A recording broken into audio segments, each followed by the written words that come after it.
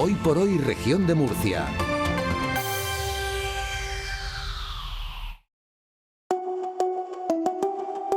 El laboratorio de José Manuel López Nicolás.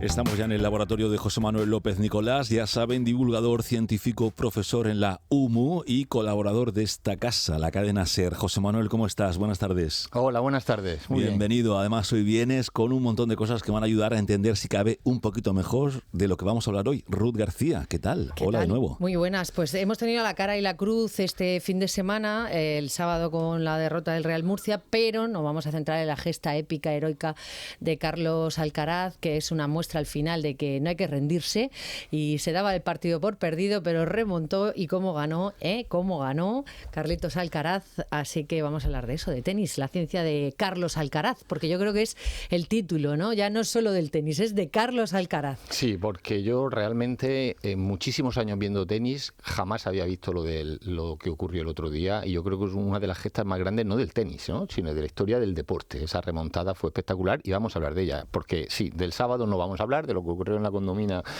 va a durar meses en que se nos pase a los murcianistas, así que vamos a centrarnos en el tenis. Bueno, durante la transmisión del partido escuchábamos, por ejemplo, continuamente a Alex Corretja decir que Alcaraz tenía que jugar menos plano y golpear la pelota de forma más liftada. ¿En qué consiste ese golpe exactamente, José Manuel? Pues fijaos, porque me he traído aquí, aunque los oyentes no lo puedan ver, pero me he traído la raqueta y la bola sí, lo pueden ver, liftarla. Lo ven con el... Es con verdad, el es verdad, YouTube. mejor. Ahora en un ratito Mejor. lo subimos todo. Pues liftar la pelota es como si la estuviéramos peinando, ¿no? Como si estuviéramos también acariciando yo mi gato por encima, ¿de acuerdo? Y eso es importante porque, a diferencia de Sinner, que Sinner tiende a golpear la pelota pues de forma más plana, ¿vale? Y eso tiene mucha influencia en el efecto. Eso es el liftado de la pelota. Y con este golpe lo que el murciano logra son tres cosas. Primero, cuando tú liftas, acaricias la pelota, pues entonces empieza a girar sobre el eje horizontal y al tocar el suelo la bola bota muchísimo, bota muy alto, y entonces eso dificulta mucho la devolución por parte del oponente cuando la bola se va tan alta tras liftarla. Por otro lado, también hace el liftado hacia atrás. El liftado hacia atrás o el backspin son las famosas dejadas que hace Carlos Alcaraz, que la pelota se suspende en el aire, parece que no va a pasar y sin embargo cuando bota retrocede. Eso también es el liftado. Y después consigue otra cosa, el liftado lateral. El liftado lateral no consiste en peinar la pelota por encima, sino darle el efecto por el lateral, por el lado. ¿Con eso qué consigue? Pues con eso consigue superar a los rivales cuando ellos suben a la red gracias al efecto de Magnus. Se genera una diferencia de presiones en los dos lados de la pelota y así la pelota, que parece que se va a ir a la conchinchina, de momento entra. Por ejemplo, un ejemplo fue el último punto con el que ganó Alcaraz el partido. Subió Sinner, le dio el liftado lateral, la pelota empezó a girar, cambió de trayectoria y logró superar al rival. Entonces, el liftado, por eso Alex Corretja continuamente lo decía, que bote mucho la pelota, que haga esas parábolas que Sinner lo tenía complicado. El passing shot, ¿no? El passing shot del final, el banana shot, como decía Rafa Nadal, y eso es el efecto Magnus que se produce al girar mucho la pelota. Era lo que estuvimos hablando también del efecto Magnus de Lamine Yamal, del gol. Exactamente, bueno, es lo mismo. Sí, con lo cual hay ciencia detrás de ese liftado, ¿verdad? Hombre, hay una rama de la ciencia que poco se habla, que es la dinámica de fluidos. Eso es una rama concretamente de la física que analiza el movimiento de objetos en el aire. Bueno, objetos en el aire, en este caso la pelota de tenis, en el aire, cómo se mueve. Pues para que un golpe liftado funcione correctamente, la pelota debe tener un alto grado de giro y moverse rápidamente por el aire, ¿vale? Hay muchísimos parámetros que afectan a esto. Se cumplieron estos requisitos, que vaya muy rápido la pelota y que gire muchísimo en París en la final del otro día, pues vamos a ver. Fijaos que a veces en el tenis se dice, bueno, vamos a ver, pero si las condiciones atmosféricas son las mismas y se está jugando un tenista contra otro tenista, pues a los dos le influirá lo mismo. ¿De qué se queja uno u otro? No, porque los estilos de juego son distintos. Entonces a uno le viene mejor una cosa y a otro peor. Por ejemplo, la temperatura. Cuando las temperaturas son altas, la pelota se desplaza con mayor velocidad. velocidad. ¿Por qué? Pues porque el aire es menos denso. Cuando las temperaturas son bajas, el aire es más denso y entonces esa velocidad que necesita la pelota para verse la curva, pues no se ve. Además, el calor aumenta la temperatura interna de la pelota, lo que provoca que rebote mucho más alto al golpear el suelo. Si nosotros revisamos los archivos antiguos de prensa, podemos ver que tenistas españoles se han jugado de jugar por la noche. Entonces la gente dice, ay, pues vaya tiquismiquis, eso que mata, si el otro rival es igual. No, porque durante la noche la bola bota menos y la bola va mucho más despacio y eso a su juego no le va bien. Por ejemplo, al de Sinner le va mejor porque no la curva tanto. Otro parámetro que influye mucho es la humedad. Mucha gente cree que en un ambiente húmedo la pelota pierde velocidad porque empieza a pensar que el vapor de agua que lo que hace es frenar la pelota, pero eso no es cierto. El aire húmedo está compuesto por moléculas de agua, entonces ese aire es menos denso que el aire seco, que está formado por nitrógeno y por oxígeno. Como resultado, la pelota viaja más rápida en condiciones de humedad, lo que también es ventajoso para los jugadores que utilicen el liftado, como es Carlos Alcaraz. Sin embargo, claro, la humedad tiene un inconveniente. Si la humedad es muy alta, pues las pelotas al final lo que tienden es a mojarse, se vuelven pesadas y son difíciles de mover. El otro día, a la hora de la final, la humedad no era lo suficientemente alta como para afectar al peso de las pelotas y eso benefició a Alcaraz. José Manuel, ¿y cómo influyen en la dinámica de fluidos y por tanto en el liftado variables como la presión atmosférica o la densidad del aire? Pues vamos a pensar y que los oyentes imaginen lo que es la presión atmosférica. La presión atmosférica es la que hace está desde arriba, ¿no? Te está presionando abajo. Pues claro, si tenemos una pelota que estamos continuamente diciendo que el bote de la bola favorece para dificultarla al rival, pues si hay mucha presión atmosférica, la presión impide que bote tantísimo la pelota porque te está empujando hacia abajo. Entonces, en aquellas ciudades donde la presión atmosférica es menor, le viene bien al juego del listado de Alcaraz, de Nadal y de muchísimos españoles. Por eso cuando se iban a jugar en altura la presión atmosférica es muy baja y ahí arrasaban, ¿de acuerdo? Sin embargo, cuando juega a nivel del mar, la cosa ya se complica porque la presión es mayor. Y luego está la densidad del aire. Bueno, pero en el caso de París, ¿bien? En el caso de París es similar a la de Murcia, podríamos decirlo. Entonces le viene bien el juego a Alcaraz, esa presión. Y luego está la densidad del aire. Vamos a hacer pensar de nuevo a nuestros oyentes. Si estamos diciendo ya no el bote, hemos dicho que la otra condición es que la pelota vaya muy rápida para poder coger el giro. Cuando la densidad del aire sea mayor, es como si estuviera frenando a la pelota, ¿vale? Entonces necesita que la densidad del aire sea baja para que la pelota vaya rápida y así coger el efecto. Y jugar a nivel del mar, Barcelona, Montecarlo, etcétera, la densidad es elevada, le viene peor. Jugar como, por ejemplo, aunque la altura no era muy alta, porque París no es muy alta, ni muchísimo menos, pero combinando presión y densidad, las características son buenas para nuestros jugadores.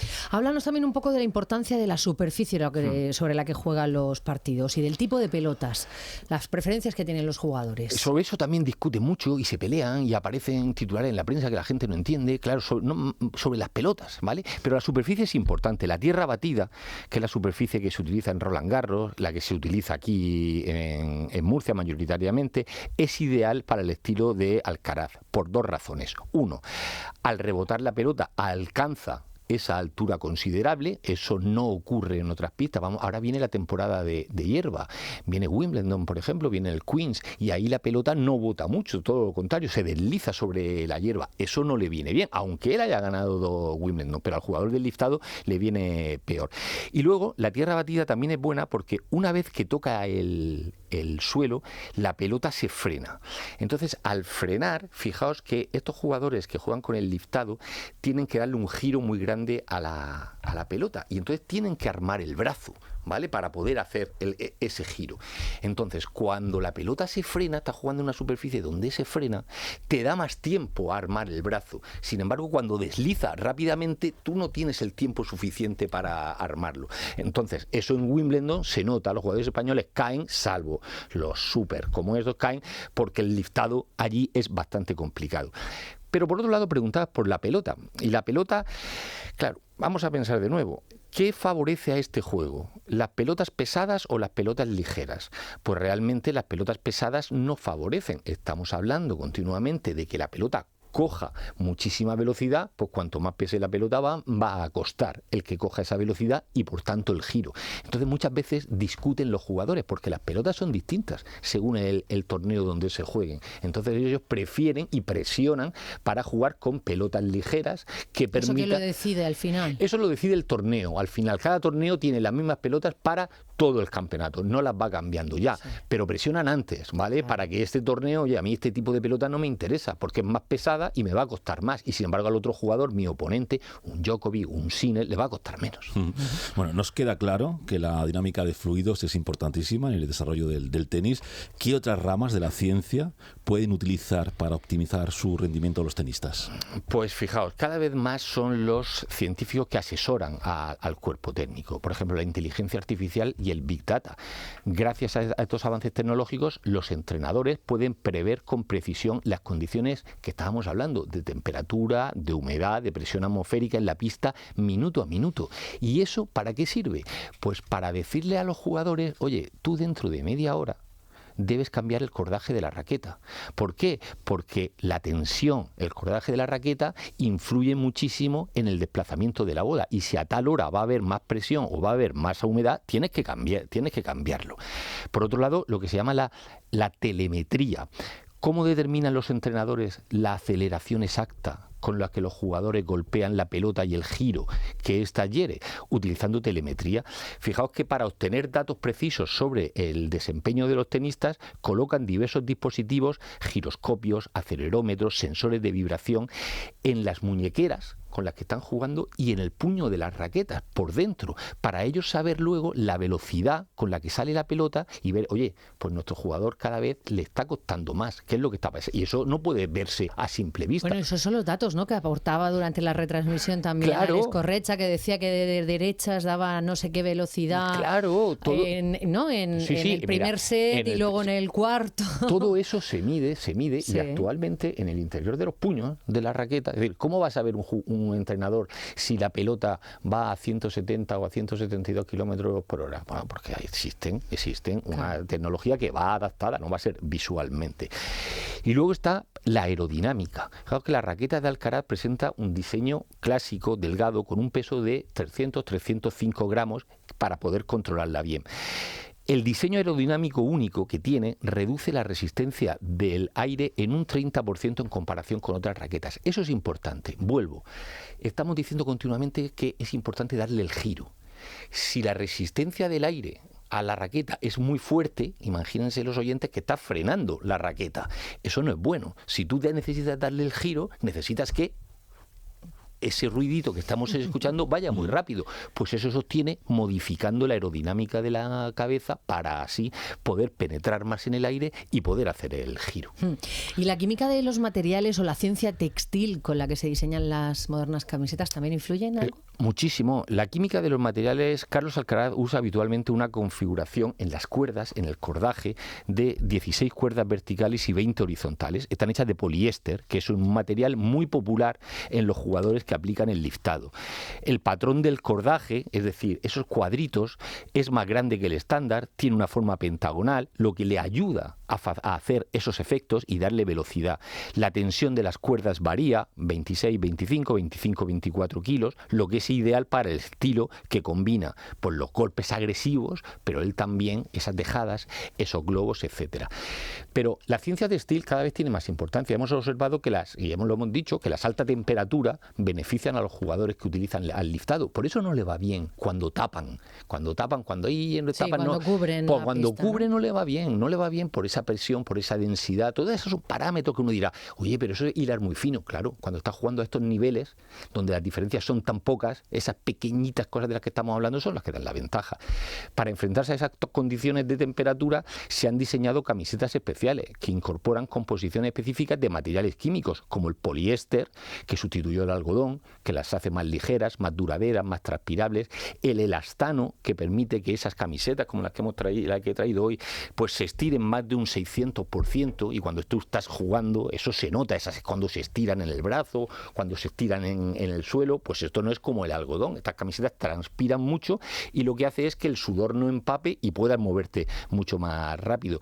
Y también sabéis lo que llevan, que poca gente lo sabe, filamentos y bolitas de titanio. Dices tú, ¿y eso para qué? Porque hace que la camiseta transpire mejor, que circule mucho más el aire y tú notes más el frescor, y esas cosas luego se notan. Sobre todo en un partido de 5 horas, ¿no? No, imagínate, aunque lo cambien muchas veces, 5 horas, 40 grados. Pues. Antes de abrir el laboratorio tú nos decías que hubo una disciplina científica en el partido que sobresalió sobre todas. ¿Cuál es esa disciplina? Porque dinámica de fluidos, química, etcétera, todo eso está en todos los partidos, ¿de acuerdo? Pero el otro día hubo uno que destacó, que fue la psicología. El tenis exige un rendimiento mental excepcional. Pensar que la soledad, la presión mediática, las expectativas externas, la rutina constante puede llevar a desequilibrios psicológicos realmente fuertes, incluso en los jugadores más exitosos. Hoy en día hay hablar más de la salud mental, pero sigue siendo un aspecto crítico, un aspecto tabú muchas veces en el deporte de élite, y no debería ser así. Pero pensar, ejemplos, Naomi Osaka fue una de las primeras que fue número 1 del mundo en romper ese silencio sobre la salud mental. Tenía un ascenso meteórico con grandes títulos de Grand Slam, y era muy joven, y comenzó a sentirse muy abrumada por obligaciones externas del juego y decidió retirarse en 2021 de Roland Garros. Andrea Agassi, antes uno de los hombres más icónicos del tenis, que fue quien entregó ayer el trofeo a Carlos Alcaraz, reveló en su autobiografía Open, que se la recomiendo a todo el mundo, le guste o no el deporte, que gran parte de la carrera fue vivida desde el sufrimiento y que odiaba el tenis desde el principio y tuvo problemas psicológicos y problemas con drogas, etcétera, para superarlos.